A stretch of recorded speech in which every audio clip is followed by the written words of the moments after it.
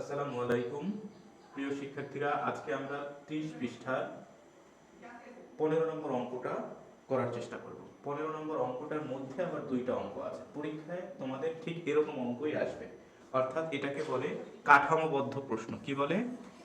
এটাকে বলে কাঠামোবদ্ধ প্রশ্ন। অর্থাৎ উপরে কিছু একটা তথ্য দেওয়া থাকে, সেই তথ্য দিয়ে তোমার দুইটা অঙ্ক থাকে। এক একটা অঙ্কে তোমার মার্ক থাকবে 4, এটাতেও 4 মার্ক থাকবে, এটাতেও 4 মার্ক থাকবে। তাহলে একটু আমরা দেখি। বলা হয়েছে 16 জন শ্রমিক 7 দিনে একটি দেয়াল নির্মাণ করতে পারে। নির্মাণ করা মানে হচ্ছে তৈরি করা। নির্মাণ করা শব্দের অর্থ কি? নির্মাণ করা শব্দের অর্থ হচ্ছে তৈরি করা। তাহলে 16 জন মানুষ 7 দিন কাজ করার পরে একটা দেয়াল তৈরি করতে পারে।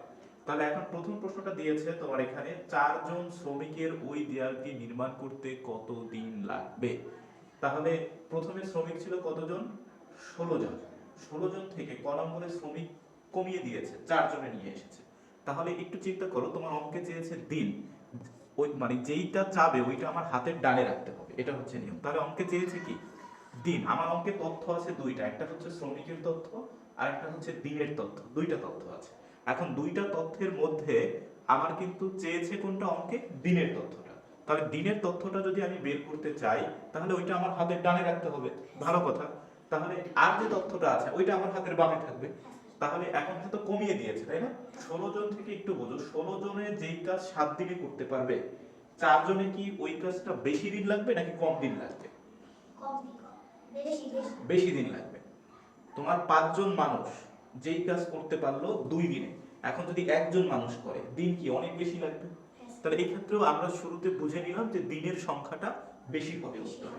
তাহলে আমরা লিখি ক নম্বর দিয়ে আমরা লিখি যে 16 জন, দেখো 16 জন শ্রমিক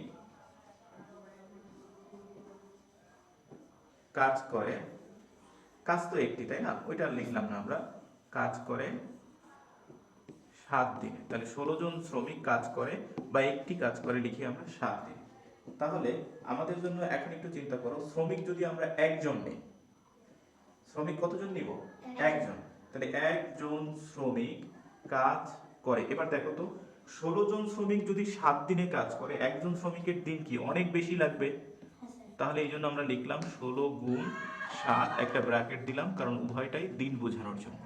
তাহলে এখন আমাদের জন্য শ্রমিক দিয়েছে কতজন দেখো, অতএব 4 জন। তাহলে 4 জন শ্রমিক কাজ করে। তাহলে দেখো, একজন শ্রমিক যেই কাজ করত যত দিনে, 4 জন শ্রমিক কি আরো কম দিনে কাজ করবে। একজনে যেই কাজ করে ধরো 5 দিনে, তাহলে 4 জনের জন্য তো সময়টা আরো কম হয়ে যাবে। এই জন্য এটা হচ্ছে ভাগ। এই ঐকিক নিয়মের অঙ্কে সবসময় মনে রাখতে হবে, বেশি হলে গুণ হয়। এটা একদম মনে রাখতে হবে, বেশি হলে গুণ হয় আর কম হলে কম হলে কম হলে ভাগ হয়। এটা মনে রাখতে হবে আমাদের। এটাই হচ্ছে অঙ্কের মূল থিম। তাহলে এবার আমরা কাটাকাটি করি। দেখো 4 দিয়ে কাটাকাটি যায়, 4 অক্ষে 4, আবার এটাকে কাটাকাটি যায়, 4 4 16। তাহলে এখানে থাকে হচ্ছে 28 আর নিচে থাকে 1। নিচের 1-এর তো কোনো দাম নেই, তাহলে ওইটার কোনো ভ্যালু থাকে না।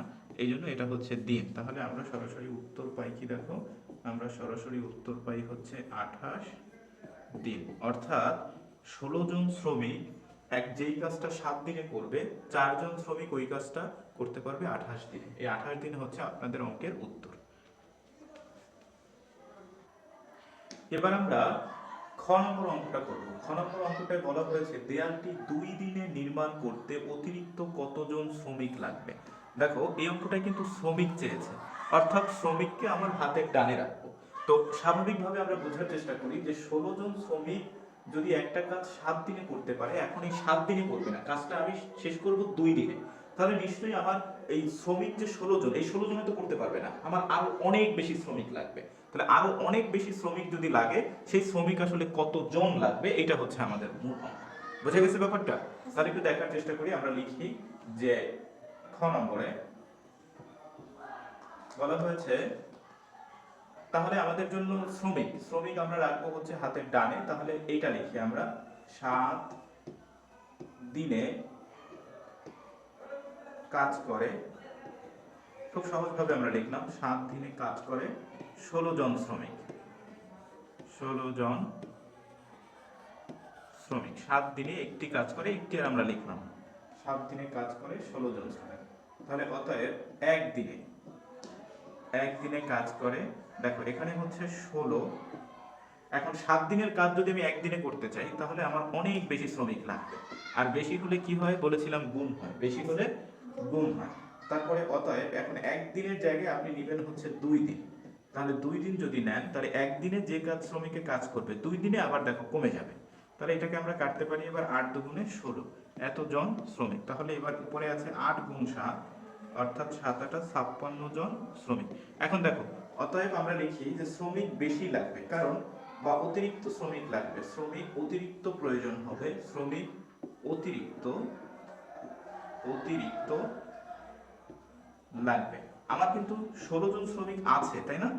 এখন এই 56 জন মোট লাগবে, কিন্তু এর মধ্যে আপনার কিন্তু আছে 16 জন।